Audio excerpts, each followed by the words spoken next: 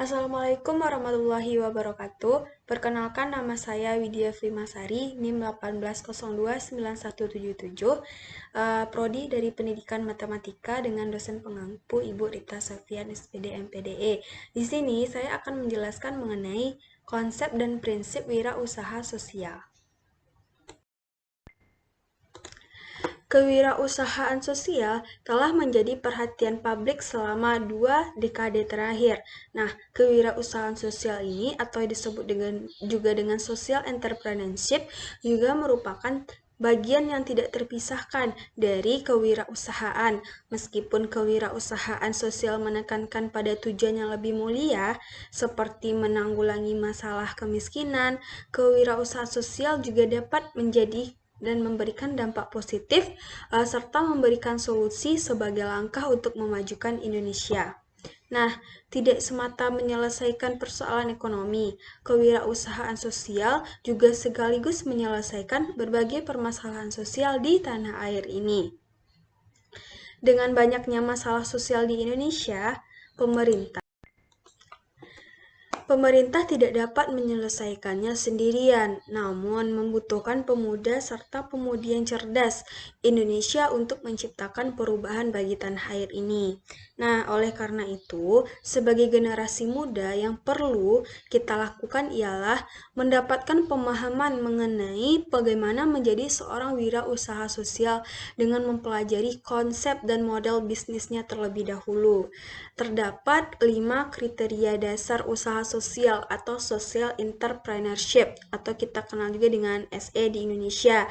Di antaranya, yang pertama memiliki misi dan misi atau dampak sosial, manfaat pemberdayaan, memiliki prinsip bisnis yang sesuai etika, serta reinvestasi untuk misi sosial dan orientasi yang berkelanjutan.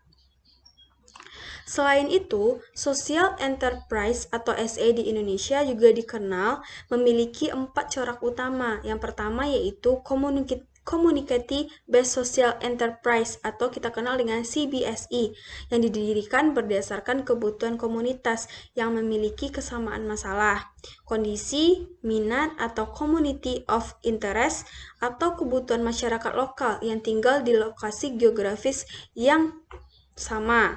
Nah, oleh karena itu, di CBSI, konsumen adalah beneficient atau penerimaan manfaat karena kegiatannya bersifat pemberdayaan diri sendiri secara berkelompok atau self-empowerment. Yang kedua yaitu Not for Profit Social Enterprise atau NFPSE yang berfokus pada pemberdayaan masyarakat atau people empowerment dalam ruang lingkup yang lebih luas. Nah, jadi individu penerima manfaat adalah orang yang berbeda dengan individu konsumen atau beneficiaries tidak sama dengan consumeries. Nah, yang ketiga yaitu Hybrid Social Enterprise atau HSI. Ini pada umumnya memiliki target yang berorientasi berkesinambungan dan pengembangan atau sustainable development. Sumber dana cenderung seimbang antara dana sosial, semi-komersial, dan bahkan komersial. Yang keempat yaitu Profit for Benefit Social Enterprise atau PFBSI yang memiliki target organisasi yang paling luas karena selain menargetkan continuity dan development, PBFBSI ini juga menargetkan pertumbuhan skala atau unit bisnisnya atau yang kita kenal dengan grow. Sifatnya sepenuhnya mandiri dan menghilangkan ketergantungan mereka terhadap individu atau lembaga penyandang dana. Nah, seorang wirausaha sosial juga harus dapat mengenal serta memahami pentingnya 4 prinsip bisnis atau prinsip bisnis yang erat kita kenal dengan ethical atau menjalankan bisnis sesuai etika, nilai atau norma yang berlaku. Yang kedua ialah R yang kita kenal dengan responsible atau bertanggung jawab terhadap seluruh pemangku kepentingan. Yang ketiga itu ada A atau kita kenal dengan accountable, tata kelola pelaporan yang baik. Dan yang terakhir ada T yaitu transparan, keterbukaan kejelasan informasi. Nah, pemahaman akan sumber daya yang akan didasari juga merupakan faktor penting, di mana seorang wirausaha sosial tidak hanya mempunyai sumber dana yang bersifat tangible atau berwujud, sumber daya manusia dan sumber daya kapital, tetapi juga memiliki sumber daya intangible atau tidak berwujud. Sumber daya intangible ini adalah nilai atau value dan modal sosial atau trust value berfungsi sebagai pagar untuk tetap konsisten berjuang demi nilai sosial tanpa tergiur keuntungan semata. Sedangkan modal sosial atau trust dapat menciptakan perubahan yang struktural yang besar bagi masyarakat dengan mempengaruhi banyak orang-orang untuk mengubah cara hidup mereka.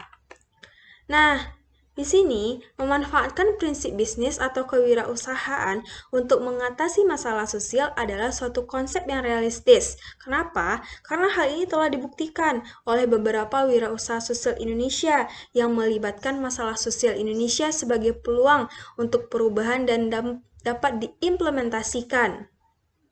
Beberapa wirausaha sosial sukses yang menginspirasi orang lain antara lain ialah Bambang Ismawan atau Bina Swadaya yang kita kenal, Mursida Rambe atau BMT Beri Harjo, Goris Mustaqim, Asgar Muda, Helianti Hilman, PT Kampung Kearifan Indonesia, dan Asep Supriyadin Koperasi Putra Mekar.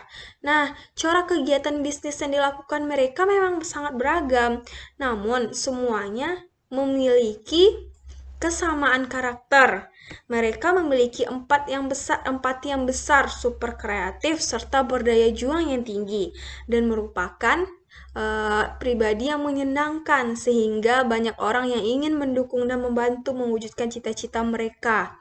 Nah, di sini sangat perlu diingat bahwasanya selama ada panggilan dan kemauan, siapapun bisa menjadi wirausaha sosial.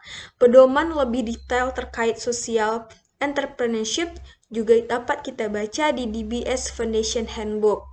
Nah, semoga yang saya harapkan di sini ialah saya juga dapat menjadi wirausaha sosial nantinya yang dapat memajukan wirausaha di Indonesia.